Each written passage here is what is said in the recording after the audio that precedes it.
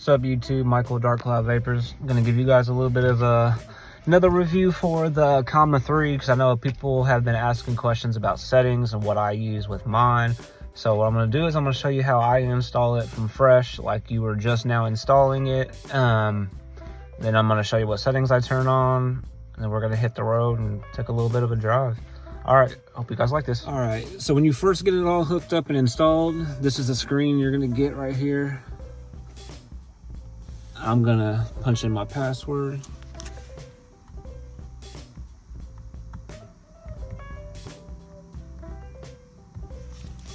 So if your car doesn't have Wi-Fi like mine does, then you'll have to pull up, find a Wi-Fi connection and connect to the internet. Once you're connected to the internet, you're gonna be brought with this screen that's gonna ask you if you wanna do it in dash cam mode or software, custom software. Of course, you can do dash cam mode if you want to use it as a dash cam, but if you want to use it to drive your car for Pro Pilot or for Open Pilot, you're going to need the custom software. All right, once you do all that, you're going to get to this screen where you're going to enter in the URL that I gave you guys from the last video, which I will also leave down in the description below.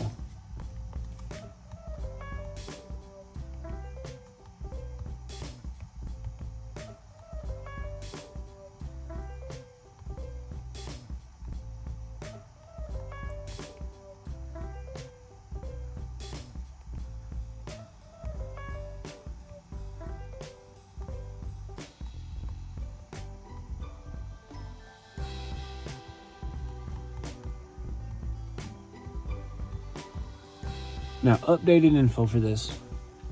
How I was telling you guys before to enter in the dash, no dash auto hold at the end of this branch creator has removed the auto hold from Bolt and Bolt EUV from what I was told yesterday. So you no longer have to enter in that no auto hold at the end for the Bolt and Bolt EUV. So we're going to test that out together, see how that's working. And if it doesn't work and the auto hold is still there, you're just going to enter dash no dash auto hold, and I'll come back and do this together with you guys if that's the case. Anyways, let's get it installed.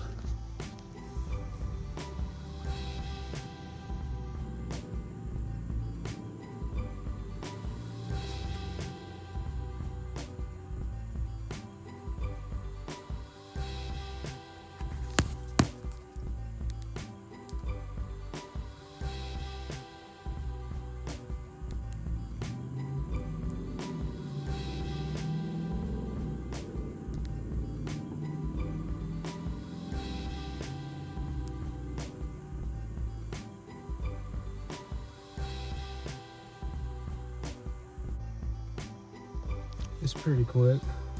As you can see, I got 1 to 2 bars of servo. Oh, now it's going up. I'll say out here in the middle of nowhere, I'm still getting it done pretty quickly. When you're connected to regular Wi-Fi, it's going to be much, much quicker.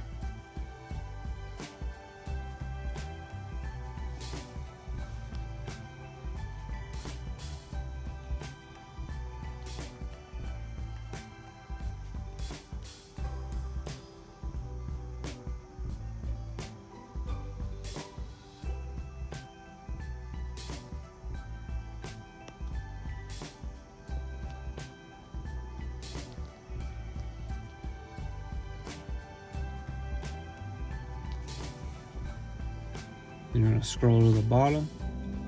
You can read that if you want to. You're going to begin your training. And I've done this 6,987 times, so I already know what to do here. But you need to read it if you haven't already. If you're new to this, go ahead and just read up for a second and kind of get familiar with some of the stuff.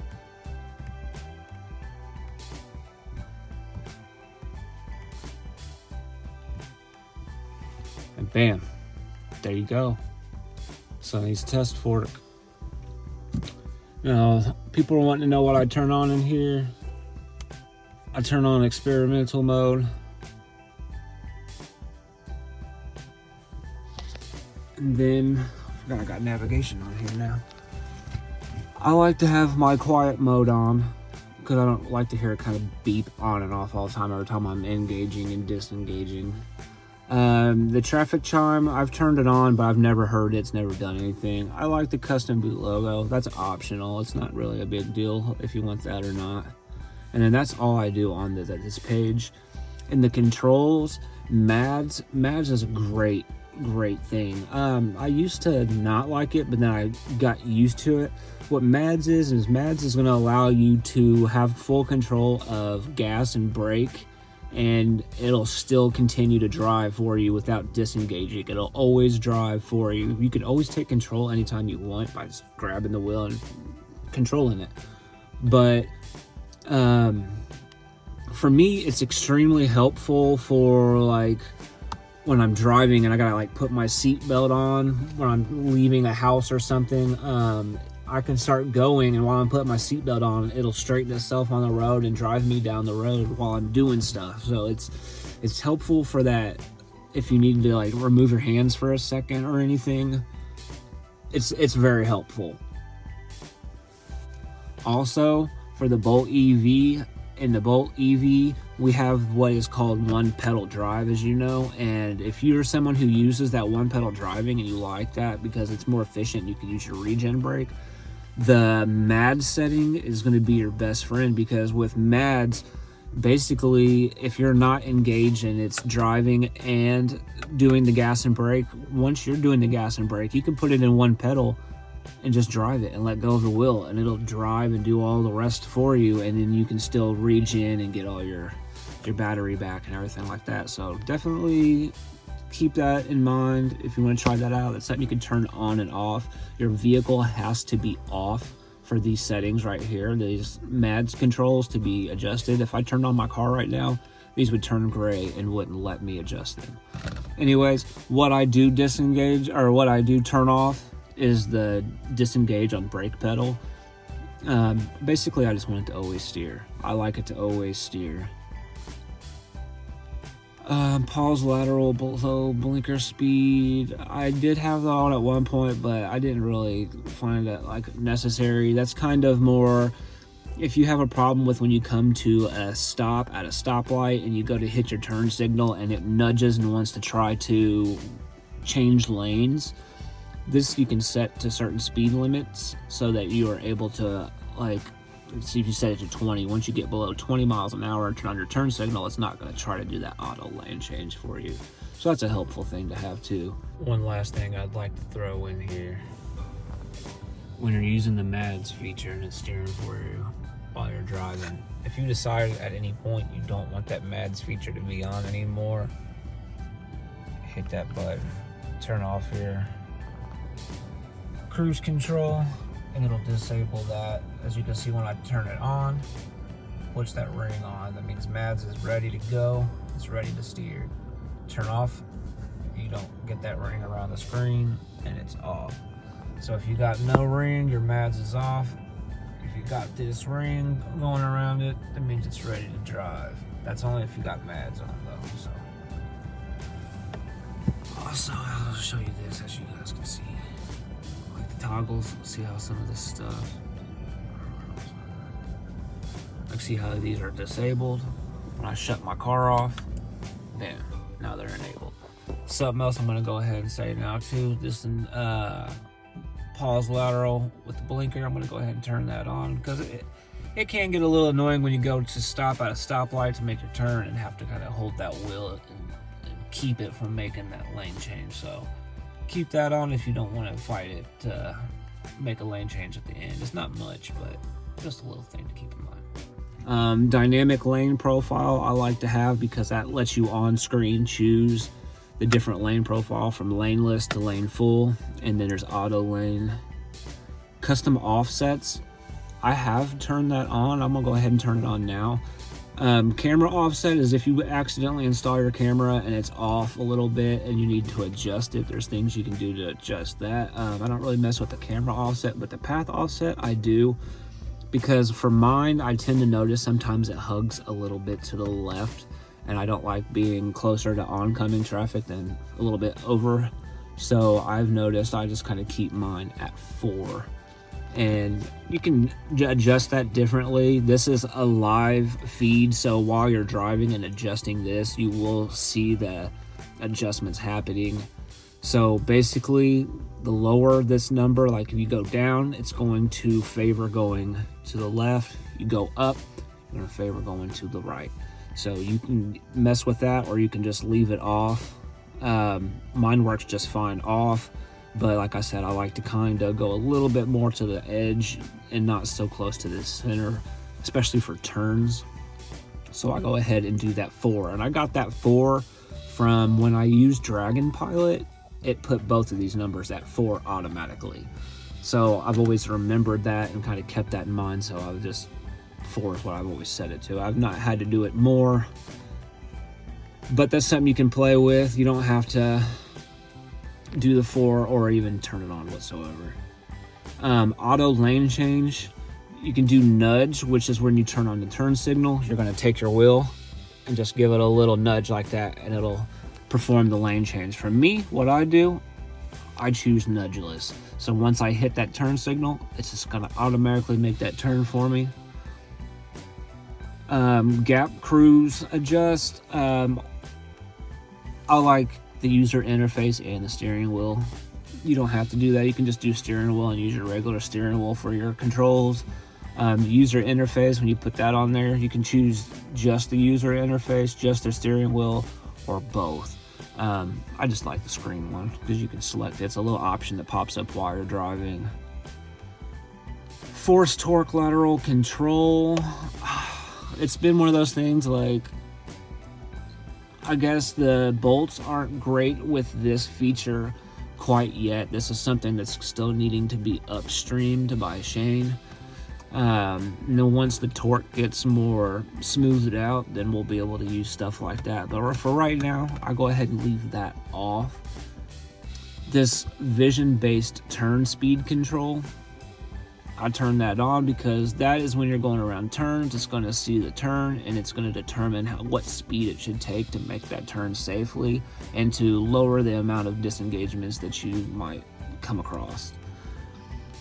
Your enable speed limit offset, if you turn this off, whatever speed limit you set it to is the speed limit you will be doing. And when the speed limit reads a sign, this is that where it's going to drive a little bit more natural.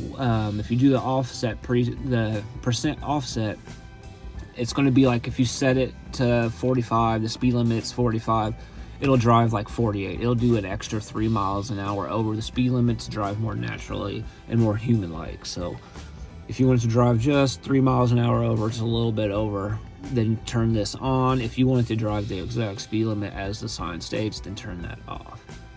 This enabled data, turn speed, I turn that on. This is also going to use the GPS to determine the speed that it should take that turn. ACC plus long reverse, I like this. This is to where when you push your cruise control, how you click it up one time per mile, or what's the word? Once you click it up once, and it goes up 1 mile per hour each time for your cruise control. When you turn this setting on here, every one press is going to go up 5 miles per hour in each 5 mile per hour increments. And then you long press it to do 1 mile an hour over. If you want it to be regular, one press 1 mile an hour up, turn this off. If you want it to go up 5 miles an hour with every single click, then you will turn that feature on. And I always use that. I love that feature right there. And I leave the offline database off because I guess it's memory hungry, and they recommend, I think, 50 gigabytes, something like that. So I leave that off. Vehicles, this is only if you have these specific vehicles. The bolt is not included in those. Visuals, you can display your braking, how long you're standing still. I don't turn any of those on. I do display end-to-end longitudinal on screen. I do display my MADs. I do turn on my camera road selector, and I do display my end-to-end long status. And basically, if you followed me along through this video, that is pretty much everything that I do and everything that I turn on. Next thing you want to do is where it says vehicles, click in your vehicles, go up here to the top. Make sure you select your video. A lot of people don't know this is even an option up there. Bolt EV, you're gonna click it, it's gonna do a little reboot. Yours will not say Dragon Pilot like that.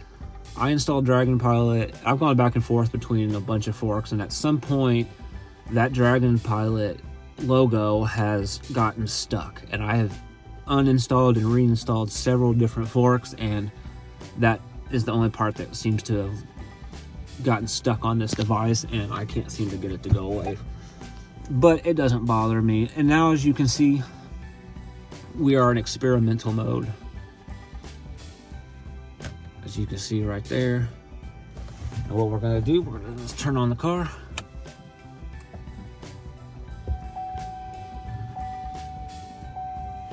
And you can see our nice user display. Sunny, you've really outdone yourself. The screen looks good. The emblems being smaller and less pronounced, I find it to be extremely clean. Well, I was hoping to show you guys some on-screen stuff, but we're gonna have to calibrate first. So let's take it out for a drive, get it calibrated, and then we'll see how she drives. All right, here we go. Let's go take it for a ride. So you gotta drive over 15 miles per hour, and once you start driving over 15 miles per hour, that calibration in progress bar will start to go up. Well, there's no bar, but you will see the percentage go up.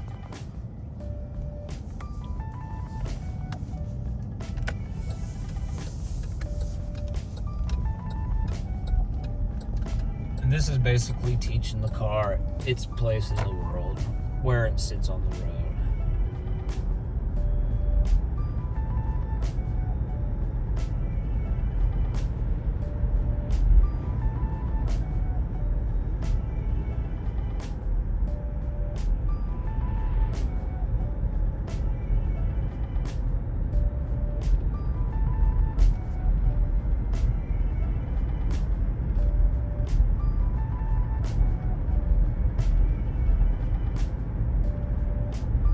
Bam, just like that, we're completely done. And because I turned on the MAD setting, bam, I can just let go of this wheel and it's gonna already start to control and steer everything for me without me doing anything. I'm not engaged whatsoever. I'm using my one pedal mode and just driving with my gas, and when I let go of my gas, it'll slow down. Give it gas, it'll speed up. Always in control. Now, if I want this to do both steering and gas, of course, you just engage it. Oh, my speed thing seems to not be working. Sometimes, like how see, I'm pushing this once and it's only going in increments of 1 and not the 5 like I said it.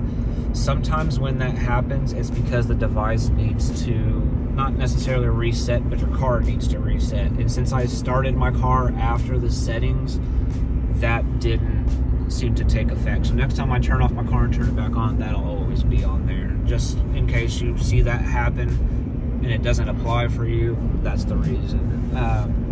Yeah, as you can see, we're fully engaged right now. It's doing the driving, it's doing the steering, it's doing absolutely everything. As you can see, it's good and centered on the road. It's not doing too much ping-ponging. This road is a little wider than most normal roads, so I tend to get more ping-ponging out here than anywhere else. So this is a good test road for seeing how good it does. And as you can see, if I get the focus up there, I'm kind of favoring over here to this edge just a little bit more than I would be going towards that center yellow line. It's doing great.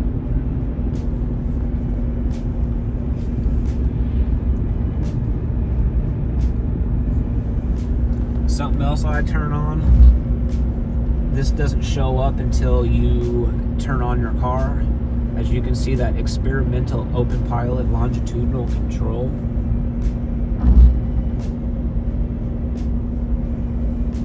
I do turn that on. I enable that.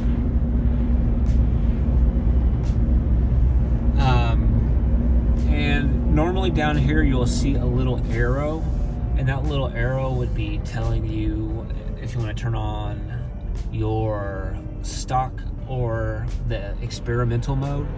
And like I said, that is not on here. So once again, I need to reset my car, and then all that stuff will show back up. I should have installed everything and then turned off my car and then turned it back on, instead of installing it and then starting it right up. But those are just little things. As I said, everything's still working just fine. It's just those little features that just need a reset to show up. If you guys have any other questions, feel free to throw them down in the comments. Don't be afraid to ask. If I know, I'll tell you. If I don't, I'll try my damnedest to find out for you. Anyways, hope you guys enjoyed this. Hope you guys are enjoying your fork of Sonny's. Thank you, Sonny, for helping us in the community and for building this fork for us. Your fork is hands down the best that I've used out here. Thank you, twilsonco. I'm sorry if I'm butchering your name there, but thank you for this collaboration with Sonny, because without you two, this wouldn't be near what it is today. And you bringing in the Bolt steering and making this that much better for us out here driving the Bolt EV, I'm sure that a lot of us can agree we can't thank you enough. Thank you for everything. I hope you guys are enjoying this. I want to put out more videos. I want to pump out more stuff for you guys. I want to get some more test driving out there. I want to test corners, test stoplights, test the navigation, drive on navigation. There's lots of stuff we're going to look at and try out. But anyways, I will see you guys on the next one. Happy driving. Here's a little follow-up. I just reset my car, and as you can see, and now I got the end-to-end settings. Or you can open this little bar and you can get some more stuff. There's your chill gap, normal gap, and your aggressive gap. Aggressive gap's pretty good. The other two are kind of far, so I kind of leave it on aggressive. It seems to be decent. Laneless mode to me does the least ping-ponging of anything. If you're on a wide road or a no-lane road and you're having problems where it's kind of wanting to go back and forth, this will be your best option. I keep it on lane or an auto lane unless I notice it's doing something funny or it's kind of seems to want to just kind of go like this just a little bit. I'll turn that onto the laneless. Auto cam, that is your camera. As you can see, it's going to be your narrow cam, your wide cam. I'll leave that on automatic. I think automatic works pretty good for everything. So yeah, now that's working. My up by one is working. So yeah, everything looks good. And as you can see, this speed limit is 55. I got it set above at 60, and this is traveling only at 29. And as you can see, the little red line indicating gas, brake, brake, gas. This is just not even drivable right now for the experimental mode. So if you turn it off, you'll notice the car will instantly start to do exactly what you set it to do and what you asked it to do. It'll do that set speed limit down there at the bottom. That bottom speed limit is your speed limit that OpenPilot is being told by navigation or the signs. Top speed is the one that you set for it. As you can see, oh, I'm blocking the camera. As you can see on there, it is doing the 3 miles an hour over. It's driving naturally, and it's doing good. I have it on navigation right now. I was testing out to see if it worked with end-to-end, but end-to-end is still extremely alpha and just not ready yet. Also, software. Anyone wanting to know how you download updates, this is where the updates happen. You can click check. It'll check for updates, but this will automatically check itself. But these updates will not check and will not apply themselves until the car is off. When you turn the car on, these will not let you select or do anything with it. So keep that in mind. Your updates only apply when the car is shut off.